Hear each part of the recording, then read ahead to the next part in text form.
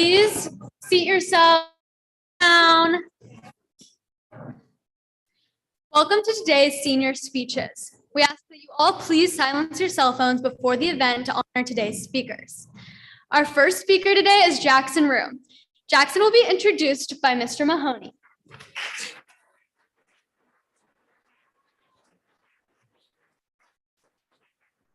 Hello. I know Jackson's dad, Mitch. We both work for a painting crew called the Tom Sawyer Painters, a small company set up by two Louisvillians who went to college up east. We painted a house right over there on Ransdell. And like Mark Twain's characters, we got exploited. Mitch and I made crumbs, and the entrepreneurial Tom Sawyers made CVs. I also know Jackson's uncle, George, right there. We were in the same class at the University of North Carolina, Chapel Hill. We saw Michael Jordan play at Carmichael, which is true, and we widened our sprawling music collections thanks to Franklin Street. I'll never forget seeing George emerge from the darkness of a concert here in Louisville. He sprinted up an aisle, his eyes glassy wide. He looked like he had just seen God. It was only Pete Townsend. Speed ahead to 2020 and collegiates returned to in-person instruction during the depths of the other Big C. Through some sort of cosmic magic and the help of Mr. Clay Gahan, I returned to collegiate and took over sophomore English. With the job, I took on an advisee group that included none other than Jackson Rue. Familiar name for me. The new Mahoney Advisory Group spent a lot of time together that year in masks, in gildas, in H blocks that seemed to go on for days and days. Then as now, Jackson consumed mass quantities of junk food to tide him over. He is a bottomless pit. Golf must be really, really exhausting. Then as now, with our move from gildas to the best room in the school, BAC 304, Jackson chews the fat and talks music and sports. He checks out his fantasy football whateverness with two pals who recently made up half the defense of collegiate's truly awesome boys soccer team. Jackson is a Liverpool FC fan. Otherwise, he's a pretty smart bloke.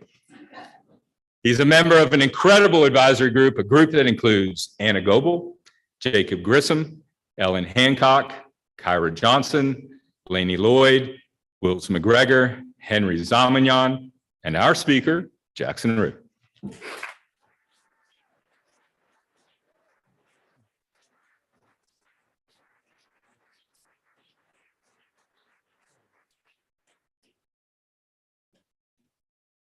Lil Rue, Mini Will Rue, Babyface Buckets, Baby Will, and what my teachers and even my parents are guilty of calling me, William.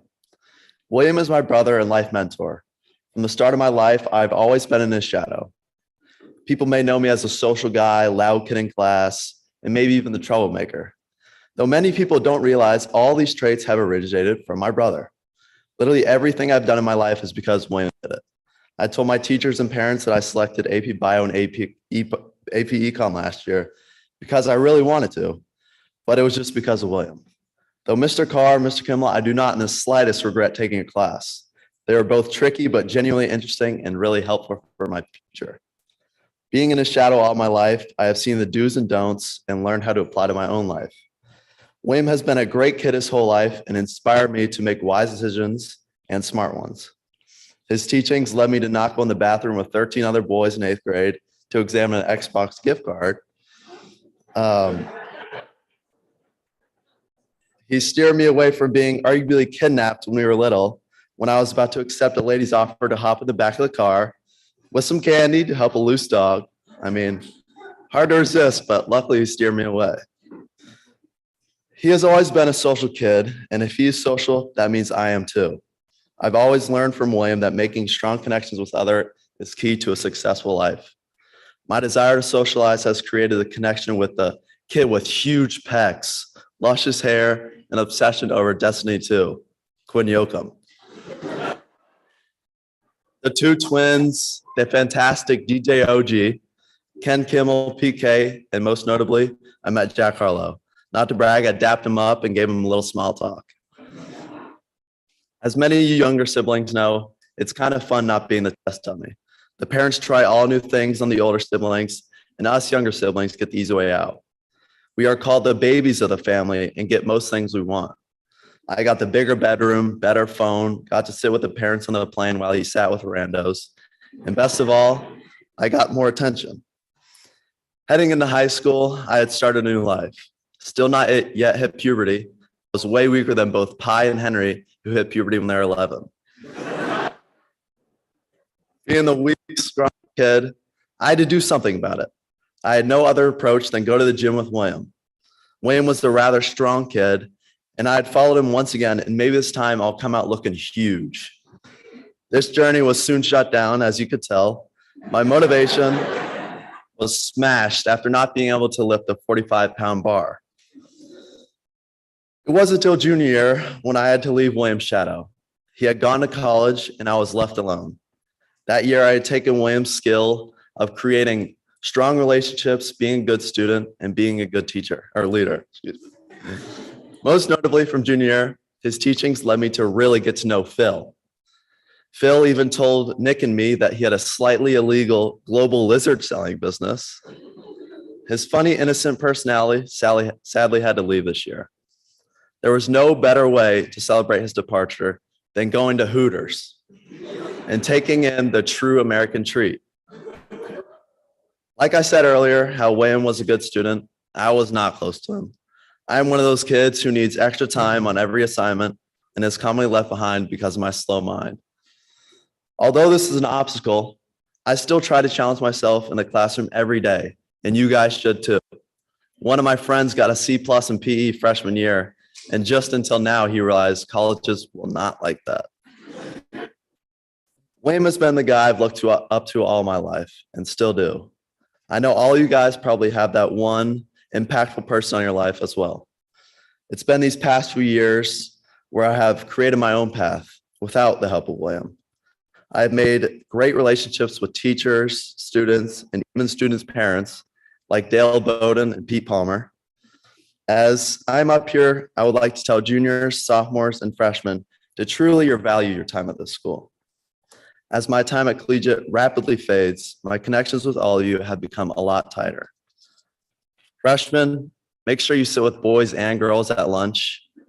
Sophomores, just know every class matters, and when you are a senior and see you have been successful in school, even in PE, it will really pay off. Lastly, juniors, make sure you get your speech ready because it is crazy how fast it comes. Thank you, William, Mom, Dad, teachers, and thank you, Collegiate.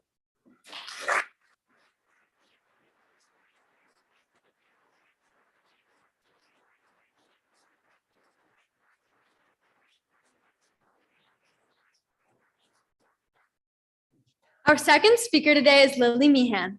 Lily will be introduced by her cousin, Eliza Lewandowski.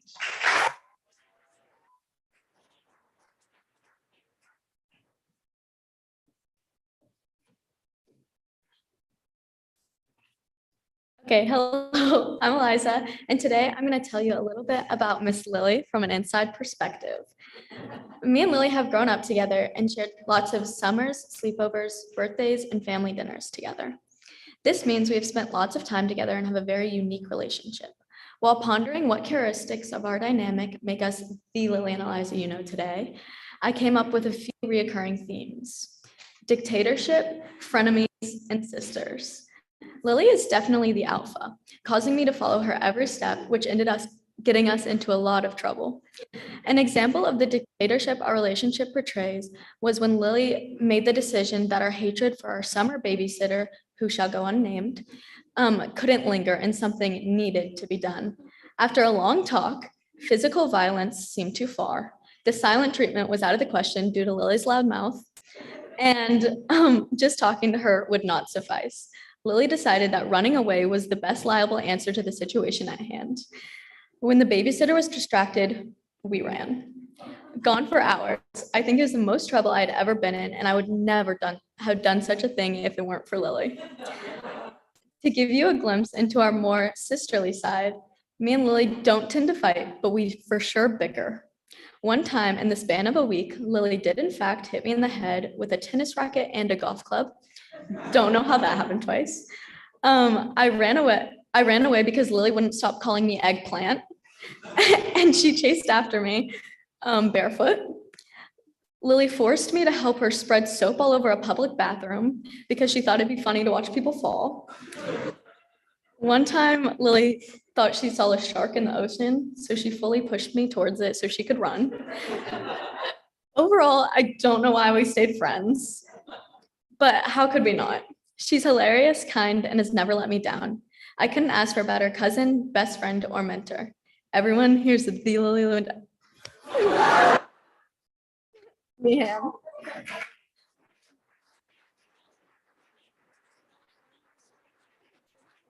Yeah. Hello. Okay. If you are my friend, or even if you just talked to me a few times, it may not seem like I'm scared of much. Just kidding. But actually, when I was younger, my fears weren't that irrational. I was, and definitely still am, afraid of heights, and yes, unfortunately, the dark. But growing up, there was only one major conflict that I faced, and that conflict was with flying insects. Whether I was walking outside or even just sitting on my porch, the thought of a flying bug preparing to attack me always lurked in the back of my mind. Today, I'm going to be sharing the most traumatic flying bug experience I have ever had. So let me take you back to June 2019, when I was on a family vacation in Fripp Island. The vacation had gone smoothly so far, except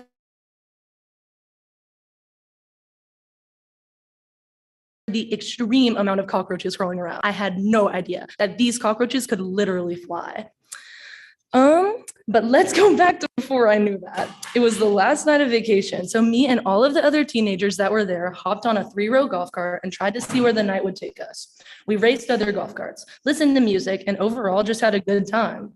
That was until I decided to brush through my hair with my fingers and I felt something stuck in there.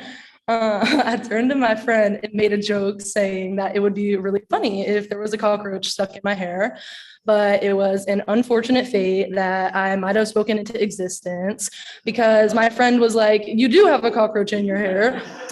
In a full panic, I stood up while the cart was still moving and tried to shake the bug out of my hair. But to my luck, I ended up falling off the back.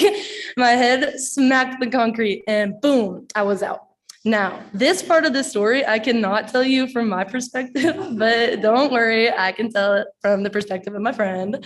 She said that one of the kids called his mom, another one called the police, and she ran to our condo to find my dad, who laughed when she told him. So thank you.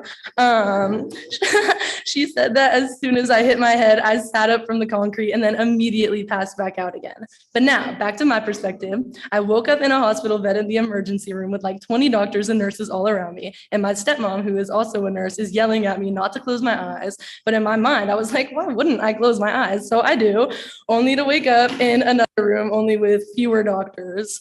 When I woke up, they took me to get a CT scan, resulting in me throwing up in a nearby bedpan, which is so gross. But after I go back to sleep and I wake up after about a day and the doctors tell us that I am concussed, I broke my skull and my brain is bleeding, but I am cleared to leave the ICU. They wheel me out of the hospital in a wheelchair to my dad's car. I found out that my friend drove home with another family because of my situation. And for the last day of vacation, I sat in my room throwing up by myself while the rest of my family spent it at the beach.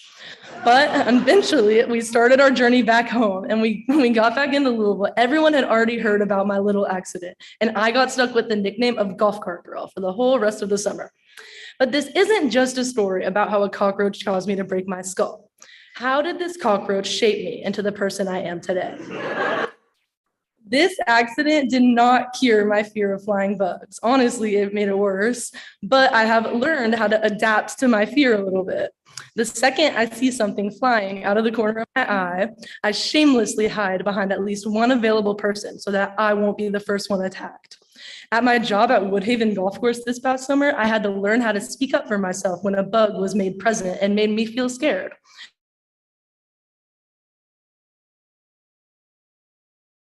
I also had to learn how to kill big bugs. The irrational, it has taught me many life skills, such as standing up for myself, not being embarrassed, and standing up to bugs. The first step to accepting and not overcoming a fear is being able to admit that you're afraid. And now, when a bug is flying near me, I'm not embarrassed to admit that I'm afraid and need to immediately hide behind someone. I didn't come out of this accident braver, but I did come out of it learning that a fear isn't always negative. And now I am no longer a doormat for bugs to fly all over me. And I encourage you all to accept your fears and see where it takes you.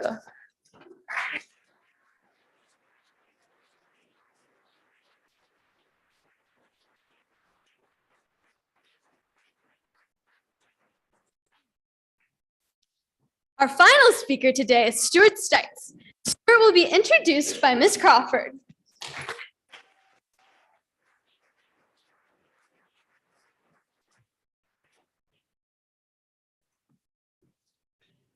Good morning, terrific students.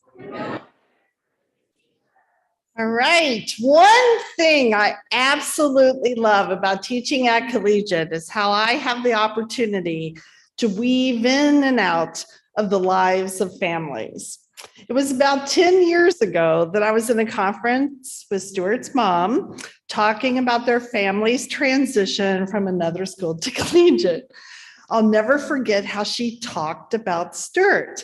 Now, I don't remember all the words or the exact conversation, but I was left with this image of a sweet and sensitive little boy who was curious, loved animals and nature and playing outside. He was in third grade.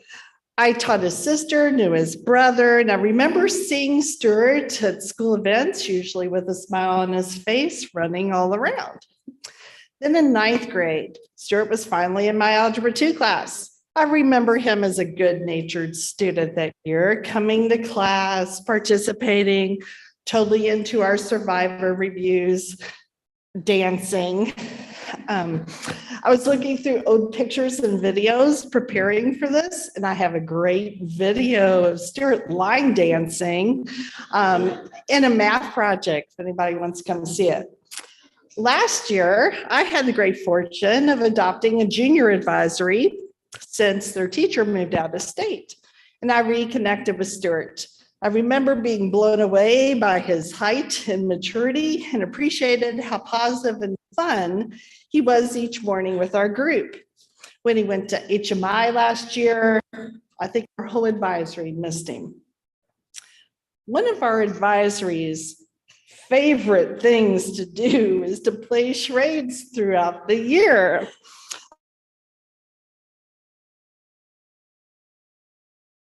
I have played charades with my acting, but Stuart wins, hands down, when it comes to how he acted out one word in particular. I wish I would have videoed it. I didn't, so I will attempt to describe it. Stuart got down on all fours. He slithered around the room, rubbing himself against the desk legs. He kept doing that over and over and over, looking up at his team like, why don't you know this word? And the timer went off. We all looked he looked frustrated. We're all laughing, and we could not guess the word. And he says, it was frisk. And we're like, frisk? For some reason, Stuart thought a cat rubbing against something frisky. I don't know. We all laughed a bit, and I know for my advisory, that moment is etched in our brain.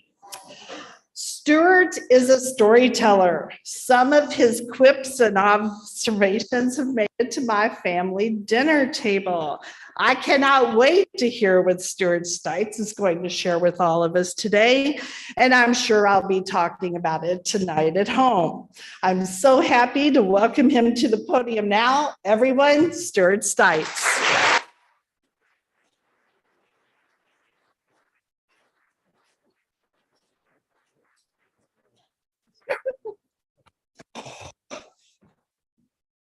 Wow. Was not expecting that, but here we go. I'll try to live up to that. I used to think that I suffered from a very serious condition. This condition is called helicopter parents. Helicopter parents are a parent who takes an overprotective or excessive interest in the life of their child or children. Now, let me try to share some of the pain I have dealt with over the years. It started early. I was not a Disney kid or a Nickelodeon kid or any type of TV kid. We were not allowed to watch TV because that would put dreams of recklessness into my mind that would not be tolerated. Instead, we had a pile of dirt in my backyard that my two siblings and I just loved to play on. A little bit later in life, when I began to venture out of the house for play dates, my mom would have to ask every parent I was with if there were any guns or hazardous objects in the house. Her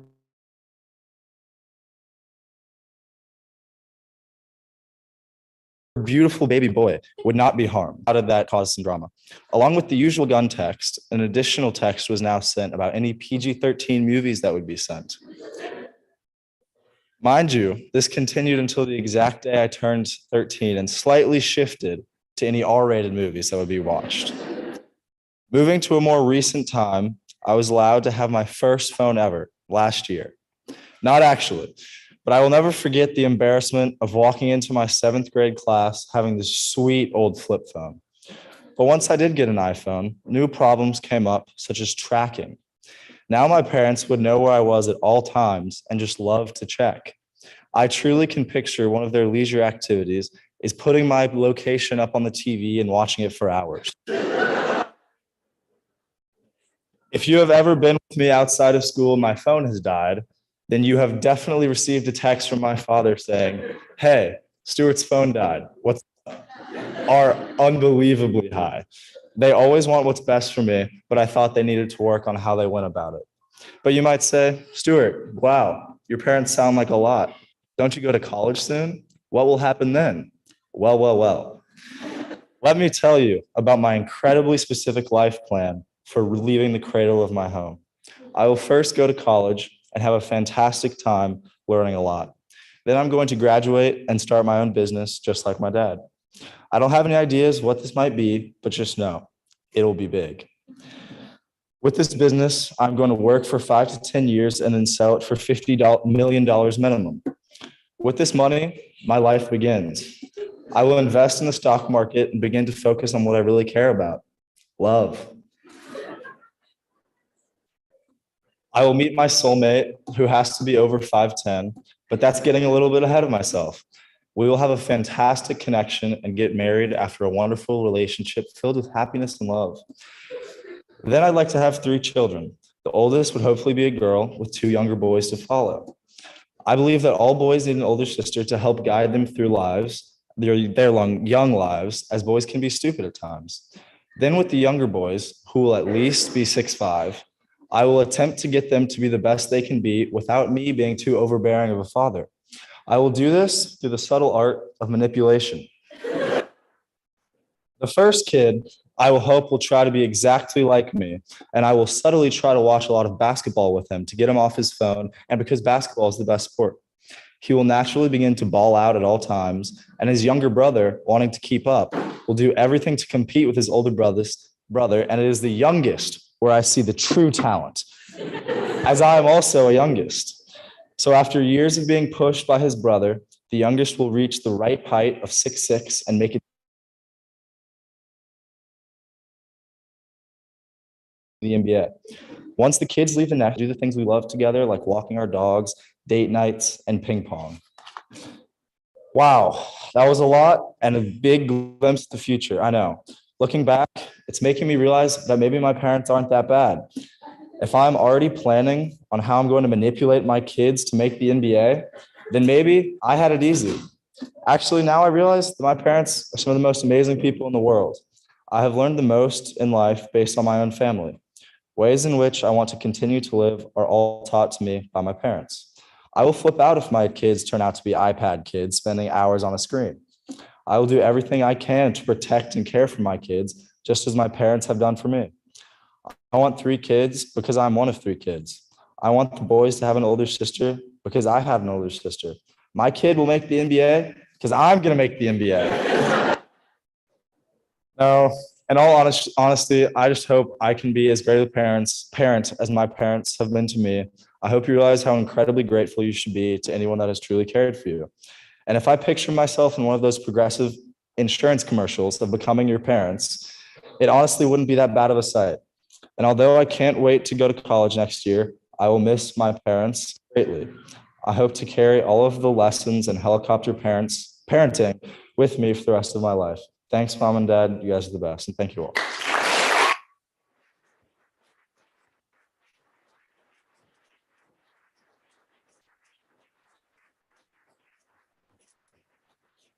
Those were some awesome speeches. Can we get another round of applause?